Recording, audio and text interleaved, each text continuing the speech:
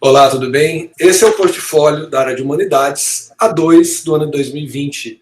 Nós somos alunos da área de Humanidades da Uninter e vamos falar sobre o tema proposto para o portfólio dessas disciplinas, que é a transformação das cidades. A gente sabe que poucas evidências são tão claras no processo evolutivo de um país ou de uma nação do que a transformação natural das cidades, que passa por várias questões, como fluxo migratório, a diversidade religiosa, mudanças geográficas e também a questão política de construção e de infraestrutura.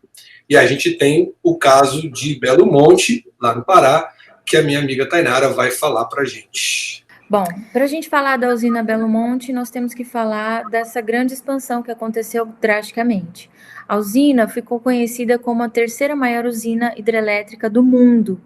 E a cidade de Altamira, no Pará, era uma cidade muito pequena, uma população ribeirinha, que vivia basicamente da pesca e daquela cultura local. E, de repente, essa população se vê tendo que receber uma usina daquele porte, né? Então, a cidade cresceu drasticamente, muito rápido.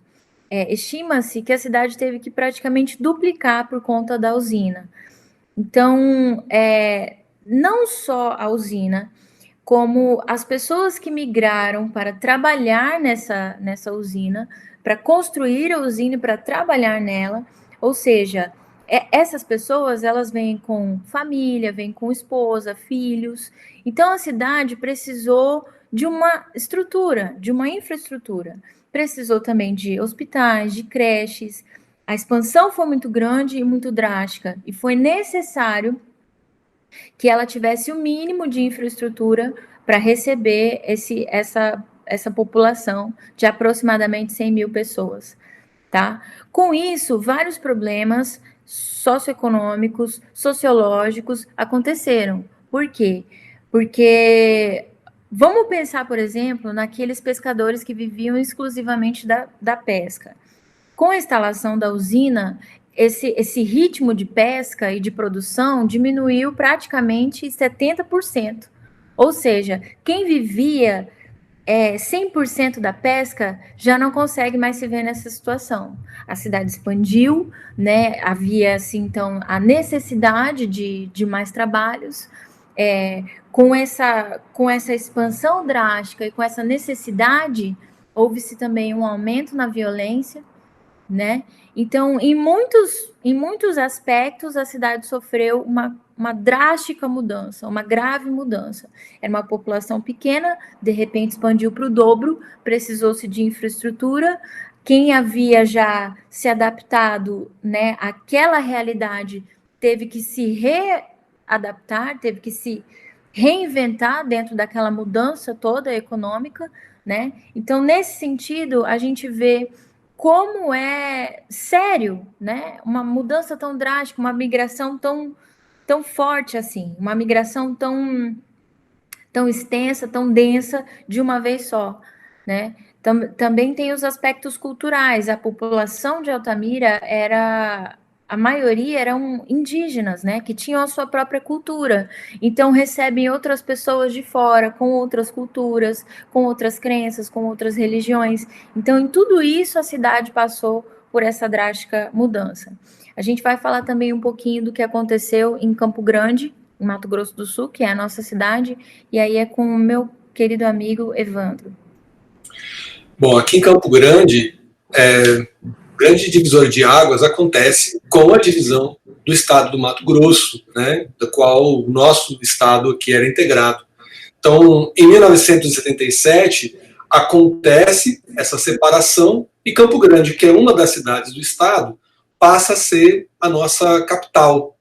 E quando você muda uma cidade para o status de capital, ela se torna catalisadora de uma série de transformações, porque ela vai precisar receber de uma maneira mais rápida, de uma maneira imediata, uma série de progressos para receber o centro administrativo, para se tornar um novo centro econômico, né? Então, a mudança de status de uma cidade para a capital, de um estado, ela sempre vai brincar com essas mesmas coisas que aconteceram em Belo Monte, que é um fluxo migratório muito grande, né? A expansão de toda a malha viária, as novas políticas, né? E questões socioculturais. Aqui em Campo Grande, essa mudança ela foi tão radical que de 1978 para 2020, a população sai de 70 mil habitantes para quase 1 milhão de habitantes. Nós temos hoje uma estimativa de que, apresentada no ano de 2019, que 900 mil pessoas vivem aqui. Então, imagina o desafio que é fazer um planejamento urbano capaz de receber indústria, empreendimento habitacional, modernização, e, de novo, né, estradas, rodovia, criação do aeroporto. Aqui a gente tinha uma rodoviária pequena que atendia praticamente o estado e uns poucos imigrantes do estado de São Paulo, Paraná, do Rio Grande do Sul, e hoje a gente tem uma rodoviária muito maior, que inclusive interage com outros países, como o Paraguai e a Bolívia, né? Mas para Campo Grande, as transformações elas não ficaram só no campo da reorganização de espaço urbano. Um fator interessante que aconteceu aqui é que nós tivemos também alguns aspectos físico-territoriais, né? Por quê? Campo Grande é parte do estado que abriga a maior população indígena fora da floresta amazônica, né?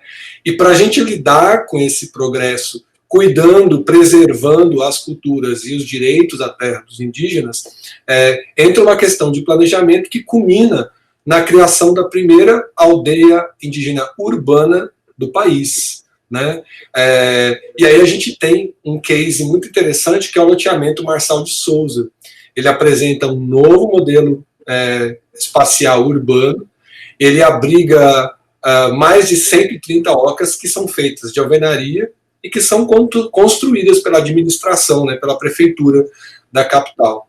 Isso tudo para cuidar das famílias da tribo terena, né? E aí o interessante é que esse mesmo modelo continua sendo reproduzido em outras áreas da cidade, para atender mais de 200 famílias das etnias Guarani, Guató, Cadiuel e Kaiowá. Então, um ponto muito marcante para a gente nesse portfólio é que a gente percebe que quando há essa demanda de crescimento, tanto a sociedade quanto o terceiro setor e a indústria e a administração, eles aprendem com esses modelos. E aqui, na reprodução desse modelo de aldeias urbanas, a gente vai ter uma maior relação com esses públicos, né, os indígenas urbanizados, e hoje a gente tem uma série de novas soluções que continuam a ser descobertas num desenvolvimento pioneiro de novas políticas públicas que vão favorecer esses grupos, né? E aqui, principalmente, a gente tem os indígenas e a população quilombola. Eu já tive a oportunidade de estar numa dessas aldeias e é impressionante o que acontece por lá. É isso. A gente pede que vocês comentem aqui embaixo, né, usem os comentários para falar dos aspectos positivos e negativos que você vê nessa transformação das cidades. A gente conta com você para a gente ter uma boa nota nesse portfólio. O que é muito importante para a gente. É muito importante. E é isso. Obrigado por assistirem o vídeo até aqui. Aos nossos queridos professores, obrigado pelo apoio na produção do material, com a orientação. Abraço para todos do nosso polo que quiserem assistir e comentar esse vídeo, e para os nossos amigos que com certeza vão participar.